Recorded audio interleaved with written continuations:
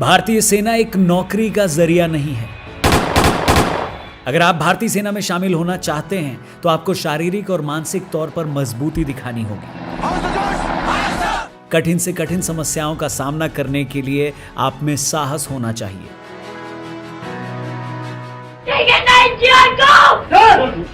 जहां रास्ता नहीं निकल सकता वहां रास्ता ढूंढने की काबिलियत होनी चाहिए, तभी आप भारतीय सेना के जवान कहलाएंगे।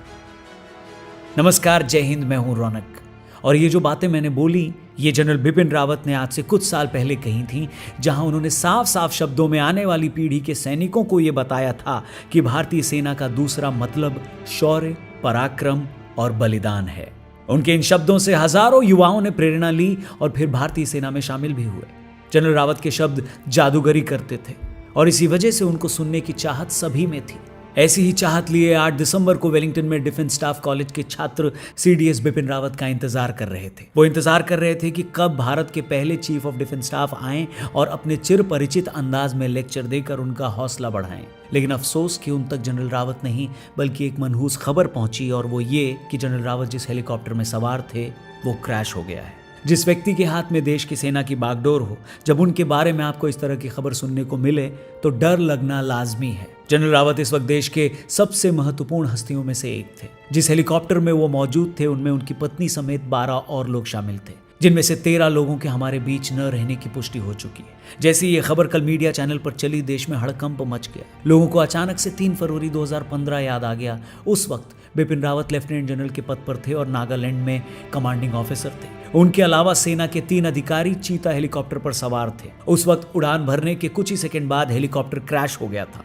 घटना में हेलीकॉप्टर को बहुत नुकसान हुआ था, लेकिन जनरल रावत को खरोच तक नहीं आई थी। ये 8 दिसंबर को वेलिंगटन में हेलीकॉप्टर क्रैश होने के बाद पूरा देश यही दुआ कर रहा था कि 2015 हेलीकॉप्टर क्रैश की तरह इस बार भी बिपिन रावत मौत को चकमा दे दें। लेकिन शाम 6:03 पर इंडियन एयरफोर्स के ट्वीट ने इस बात की पुष्टि कर दी कि सीडीएस बिपिन रावत समेत हेलीकॉप्टर पर सवार 12 और लोग अब हमारे बीच नहीं रहे। 16 मार्च 1958 को पौड़ी उत्तराखंड से शुरू हुआ जनरल रावत का सफर शिमला के स्कूल से होकर देहरादून की इंडियन मिलिट्री एकेडमी पहुंचा, जहां पर उन्हें सॉर्ड ऑफ ऑनर से नवाजा गया। आपको बता दें, यह सम्मान उस कैडेट को मिलता है जिसने एकेडमी में अपनी ट्रेनिंग के दौरान सबसे बेहतरीन परफॉर्मेंस दिया हो, और यही तो जनरल रावत की पहचान थी, सबसे बेहतरीन होना। उन्होंने अपनी जिंदगी में सेकंड बेस्ट होना कभी चुना ही नहीं। भारतीय सेना में उनके बेहतरीन पराक्रम के चलते उन्हें परम विशिष्ट सेवा मेडल और उत्तम युद्ध सेवा मेडल भी मिला। उनका कद इस हद तक बढ़ गया कि नेपाली आर्मी ने भी उन्हें अपना ऑनरेरी जनरल बना दिया। उनके रिटायरमेंट से एक दिन पहले सरकार ने उन्हें पहले चीफ ऑफ डिफेंस स्टाफ बनाने की पेशकश करी, जो उन्होंने सहर्ष स्वीकार कर लिया। यानी रिटायर होने के बाद भी जनरल रावत ने देश के नाम अपनी जिंदगी कर दी।